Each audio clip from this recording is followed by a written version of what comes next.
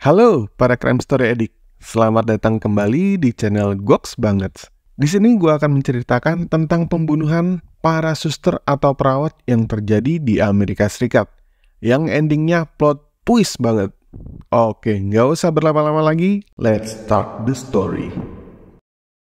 Richard Benjamin Speck lahir pada tanggal 6 Desember 1941. Speck dilahirkan ketika masa-masa sulit. Ibunya bernama Mary Margaret Carabo. Speck ini adalah anak ketujuh dan putra terakhirnya. Di era isolasionisme Amerika pada Perang Dunia Kedua yang sudah terjadi sejak 2 tahun sebelumnya. Perang ini berakhir ketika Jepang mengebom armada Amerika di pangkalan Angkatan Laut Hawaii, Pearl Harbor. Keesokan harinya, negara tersebut bersiap untuk bersekutu dengan Inggris dan berperang di medan perang. Mungkin karena keadaan yang keras seperti ini atau pola asuh orang tuanya, tapi Speck pada usia yang relatif masih kecil, ini mentalnya sudah seperti terbiasa dengan kekacauan dan kerasnya dunia yang dialami sejak dia ini dilahirkan. Ada seorang psikiatri yang dekat dengan Speck ketika menunggu persidangan. Dia bilang kalau Speck ini memiliki gangguan di bagian otaknya. Karena kepala Speck beberapa kali mengalami cedera. Ketika Speck berusia 5 tahun, kepalanya terkena palu dan mengalami cedera parah. Usia 6 tahun dia terjatuh dari pohon, terbentur tenda, dan lain-lain lah.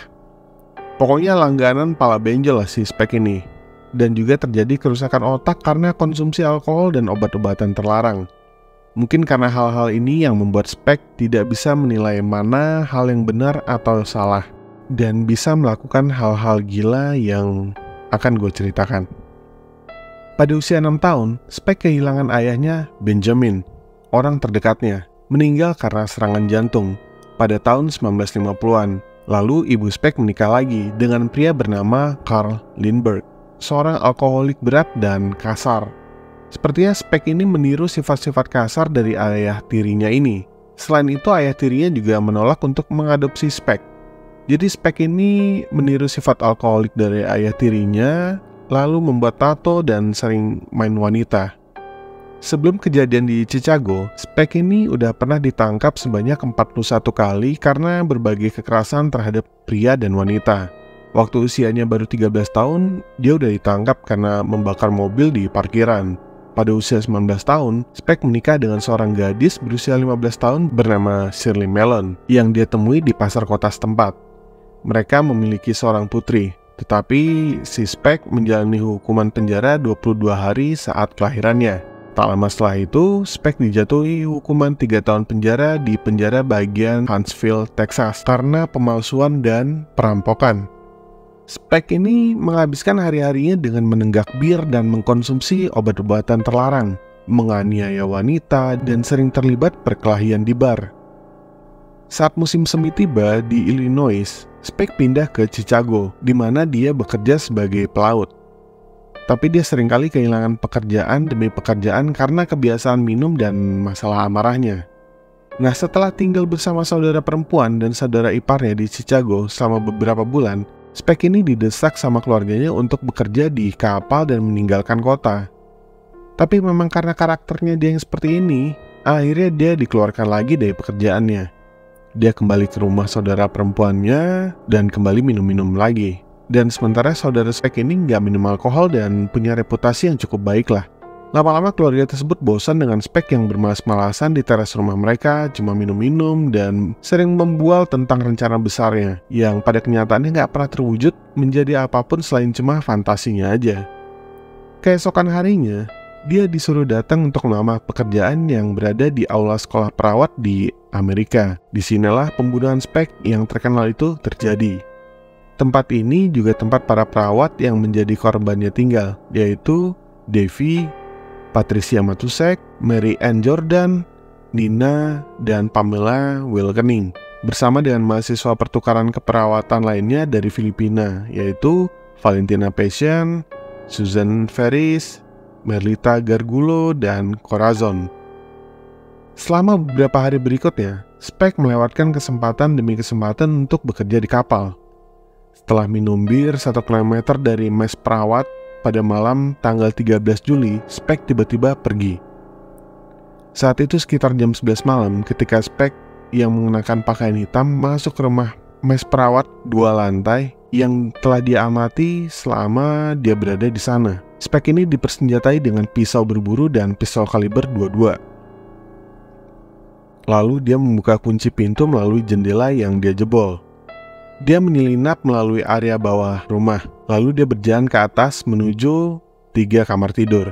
Nah, Spek ini tahu bahwa tempat itu memang tempat menginap para perawat dan merencanakan untuk melakukan pelecehan seksual. Tapi sebenarnya dia nggak ada rencana untuk melakukan pembunuhan awalnya. Pintu pertama yang diketuk Spek adalah milik Corazon dan teman sekamarnya Merlita.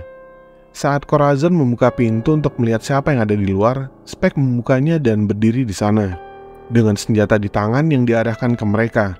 Spek menggiring mereka berdua ini ke kamar tidur tempat 3 perawat lainnya sedang tidur.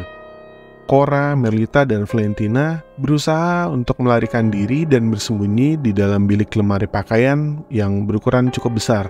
Sambil memegang pinggang Pamela dan mengarahkan senjatanya ke Nina dan Pat, Spek membujuk mereka keluar dari lemari dengan bantuan perawat yang sedang ditodong senjata sama si Spek ini. Dengan lampu dimatikan, akhirnya Spek menundukkan ke-6 korbannya dan menyuruh mereka untuk membentuk setengah lingkaran. Urusan membobol rumah ini kayaknya udah jadi keahlian Spek sejak dia masih kecil. Tapi sebenarnya senjata rahasia Spek ini yang sebenarnya adalah aksen Texasnya dia. Itu yang lembut dan Spek ini punya mata yang cukup memukau bagi cewek-cewek lah. Seperti yang digambarkan sama perawat yang masih hidup, namanya si Corazon. Kata si Corazon, dia ini sangat mudah untuk menenangkan korban perempuan dengan sangat meyakinkan. Dan cuma dengan mengatakan, saya tidak akan menyakitimu, saya tidak akan memperkosa kamu, dan saya hanya butuh sedikit uang. Dan korbannya pun selalu akan nurut. Nah, 6 perawat-perawat ini terdiri dari warga negara Filipina dan Amerika. Perawat yang dari Filipina ini udah siap-siap bekerja sama untuk melumpuhkan si Spek ini. Sementara perawat yang dari Amerika ini malah ngehalangin mereka karena mereka ini berpikir Spek ini cuma orang mabuk biasa lah yang cuma minta sedikit uang gitu, dan inilah awal mula kesalahan fatal mereka. Mungkin karena Spek ini ganteng kali ya, jadi pada saat itu para perawat ini gak jadi nyerang si Spek. Dia bilang, saya cuma perlu uang untuk pergi ke New Orleans, kata Spek kepada mereka. Gak lama kemudian, korban ketujuh Spek datang ke rumah mes tersebut. Namanya Gloria. Dia habis jalan-jalan sama cowoknya dalam keadaan mabok.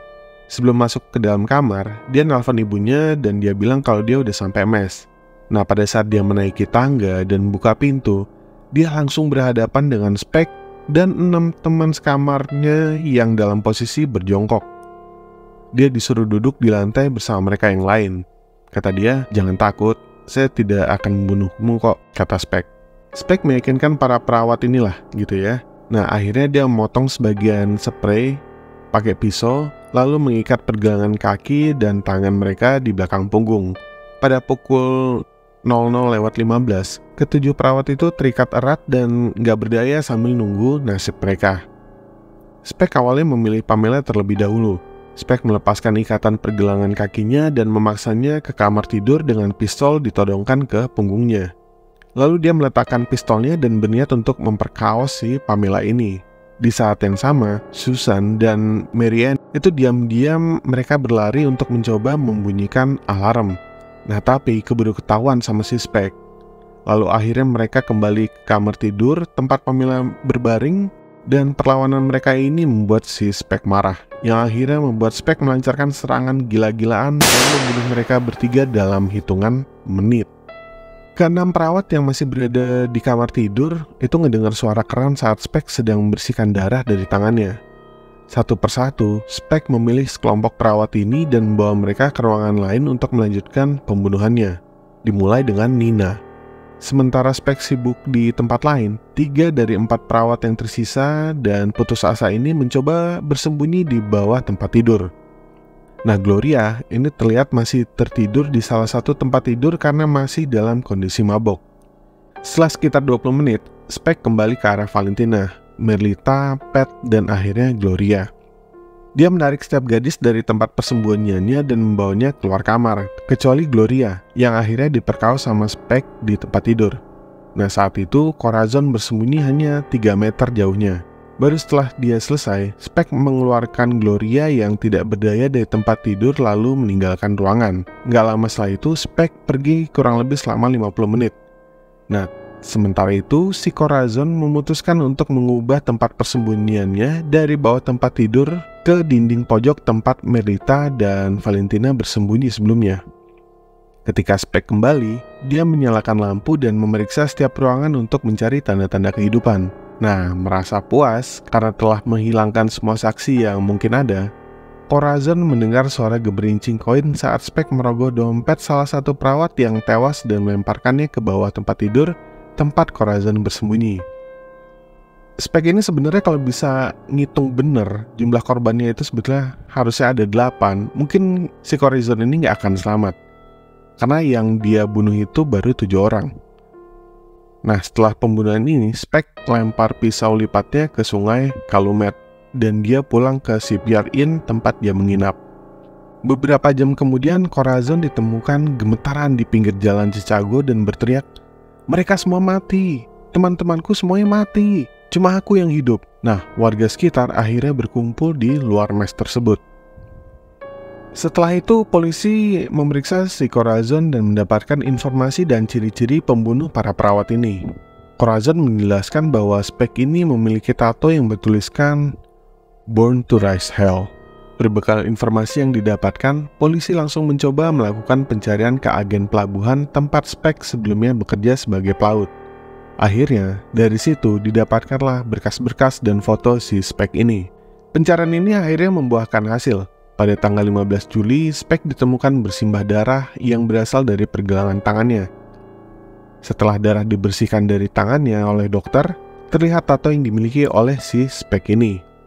Tidak lama kemudian, Spike dibawa ke pengadilan dan dia nggak mau mengakui pembunuhan tersebut dan malah memalsukan cerita bahwa dia udah minum dan menyuntikkan narkoba pada malam tanggal 13 Juli 1966 dan nggak bisa menyata apa-apa yang dia lakukan.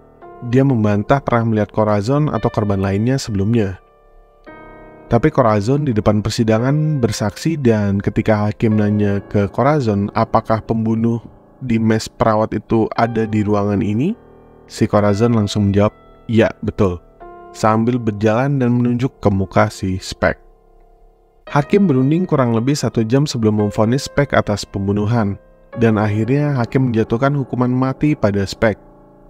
Tapi Mahkamah Agung Amerika Serikat menganggap hukuman mati itu nggak konstitusional, dan pada akhirnya Spike dijatuhi hukuman 8 kali berturut-turut dengan masa hukuman 50 hingga 150 tahun. Pada tahun 1991, sehari sebelum ulang tahunnya yang ke-50, Spike meninggal karena serangan jantung.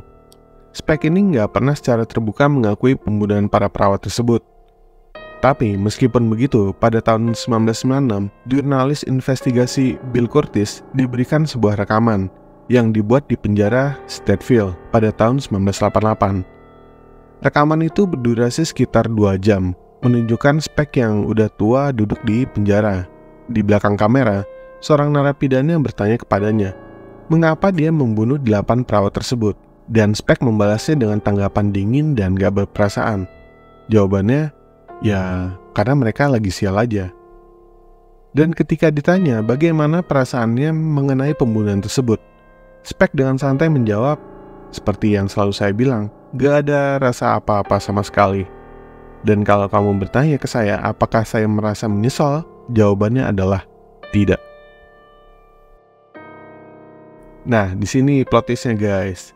Jadi, dalam video pengakuan ini, terlihat Spike ini memiliki payudara dan berperilaku seperti kecewek-cewekan.